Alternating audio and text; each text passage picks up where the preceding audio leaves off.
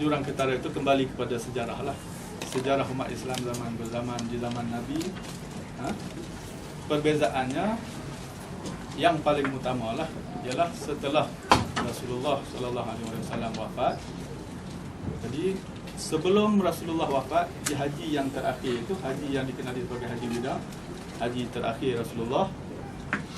Jadi Rasulullah wafat pada tahun 11 Hijrah. Jadi sebelum kewafatan, beliau mengerjakan haji yang terakhir.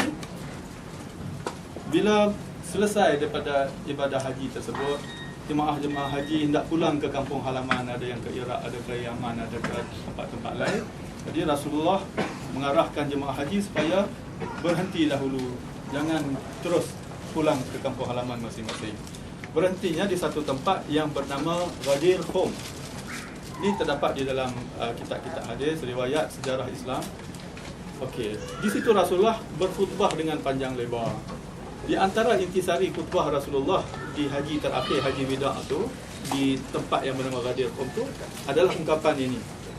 Man kuntu maulahu fahada aliyun maulah.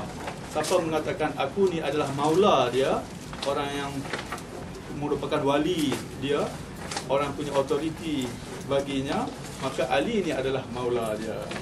Jadi di sini ada yang mentafsirkan maula ni sebagai sahabat. Jadi Rasulullah di dalam haji yang terakhir sebelum wafat, Rasulullah mengangkat tangan bersabda, siapa mengatakan aku wali dia, Ali ni adalah sahabat dia. Ini tafsir diberikan oleh satu masyarakat yang mana masyarakat dinamakan Ahli Sunnah.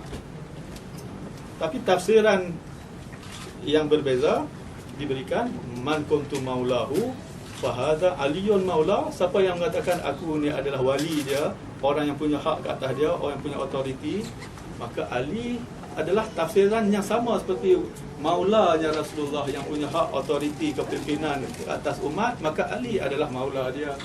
Jadi Ali adalah pengganti Rasulullah sallallahu alaihi wasallam. Di sinilah perbezaannya, yang mana Ahli Sunnah mengatakan pengganti setelah Rasulullah ni Rasulullah tak tentukan. Jadi umat bebas untuk memilih pilihan raya. Maka itu khalifah pertama adalah khalifah Abu Bakar As-Siddiq di dalam Ahli Sunnah. Dipilih dengan Saqifah Bani Sa'idah, ditunjukkan oleh khalifah Umar Al-Khattab ketika itu. Manakala khalifah yang kedua setelah khalifah Abu Bakar, apabila khalifah Abu Bakar hendak meninggal dunia, ditunjukkan by appointment oleh khalifah Abu Bakar. Maka khalifah Umar menjadi pengganti khalifah Abu Bakar, berbeza daripada khalifah Abu Bakar menggantikan Rasulullah dengan pilihan, dengan election. Khalifah Umar menggantikan by selection daripada khalifah Abu Bakar. Khalifah yang ketiga setelah khalifah Umar hendak meninggal dunia, beliau mengumpulkan 6 orang sahabat. Jadi kata khalifah Umar, sahabat ni hendaklah bincang, keluar dengan satu solution, pilih satu orang daripada 6 orang. Kalau tidak, 6 akan diambil tindakan. Jadi dalam itu, dalam syura itu, maka 6 daripada syura 6 orang tu keluarlah khalifah Osman, khalifah yang ketiga. Bila khalifah Osman sudah terbunuh, walaupun macam-macam tomahan diberikan kepada pihak khalifah, kepada pihak Sayyidina Ali, tapi Sayyidina Ali sendiri menghantar Hasan dan Husain. Sayyidina Hasan dan Husain berkawal di rumah khalifah Osman. Apalagi kalau nak membuat angkara, jadi jauh sama sekali.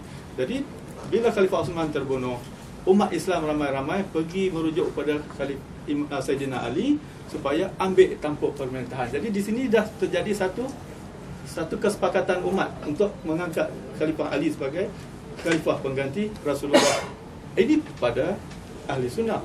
Pada Syiah mengatakan setelah Rasulullah, berdasarkan di antaranya hadis di Ghadir Khum sebelum Rasulullah wafat itu tadi, maka khalifah Sayyidina Ali adalah khalifah yang pertama. Kerana Rasulullah mengatakan di dalam hadis-hadis, sama ada Sunni ataupun Syiah, tak kira semua ada dalam kitab-kitab, bahawa khalifah setelahku ada 12 orang. Maka itu Syiah mengatakan imam kita imam 12. Yang terakhir ialah Imam Mahdi. Ini sepakat umat Islam, Sunnah, Syiah, termasuk yang tak ada kaitan dengan Islam pun, yang kemudian mengisytiharkan diri mereka sebagai sebahagian daripada Islam, mereka pun percaya bahawa 12 orang khalifah. Tapi pentafsirannya bagaimana? Imam Suyuti tafsir lain, Syekh Abdul Aziz bin Baz mentafsir lain, Muhyiddin Ibnu Arabi Syekh tasawuf mempunyai pentafsiran lain. Contohnya, jadi Syiah mempunyai pentafsiran 12 orang yang disabdakan oleh Rasulullah ni, Sayyidina Ali, Sayyidina Hasan, Sayyidina Husain, kerana setelah Sayyidina Ali dibunuh, peperangan zaman dulu sahabat di dalam berlaku peperangan ini semua kembali kepada sejarah. Dan kita perkara-perkara ni kita tak boleh sekarang ni nak mempertikaikan itu, kita kena rujuk sejarah. Jadi setelah Khalifah Ali, Sayyidina Ali dibunuh, peristiwa peperangan dengan kaum Khawarij yang akhir sekali bawa kepada pembunuhan Sayyidina Ali. Setelah Sayyidina Ali dibunuh, Sayyidina Hasan menjadi khalifah, tapi diperangi oleh pihak Muawiyah bin Abi Sufyan. Jadi dalam peperangan itu berlaku perdamaian di antara Sayyidina Hasan dengan Muawiyah. Di dalam perjanjian damai itu telah disyaratkan kepada Muawiyah, apabila Muawiyah meninggal dunia, hendaklah kekhalifahan itu diserahkan kembali kepada Sayyidina Hasan jika Sayyidina Hasan masih hidup. Jika tidak, diserahkan kepada Sayyidina Husain. Tetapi akhir sekali perjanjian ini dilanggar oleh Muawiyah pada ketika itu. Maka ketika Muawiyah hampir meninggal dunia, hampir wafat, Muawiyah telah berpesan, telah mengambil bai'ah daripada umat Islam untuk anaknya Yazid. Yang mana di zaman Yazid inilah berlaku peristiwa Karbala, di mana Yazid memaksa Sayyidina Husain untuk berbai'ah. Berlaku perlanggaran di situ, di mana 30,000 tentera dari pihak Yazid telah membunuh 72 orang rombongan Sayyidina Husain, termasuk Sayyidina Husain pada 61 Hijrah. Di sinilah sejarah kita lihat. Jadi sejarah ni bukan sejarah baru, sejarah zaman permulaan Islam, sejarah di zaman Rasulullah, setelah Rasulullah sampai sekarang. Jadi perkara sunnah Syiah ni tak boleh dijadikan bahan untuk melaga-lagakan dan memecah belahkan umat Islam. Sudah berlaku banyak perkara dalam sejarah. Sekarang yang penting ialah kita cari jalan macam mana untuk umat Islam ni mempunyai perpaduan, wahdah, unity di antara satu sama lain. Tidak ada gunanya berpecah, berperang sama sendiri. Cari satu jalan penyelesaian.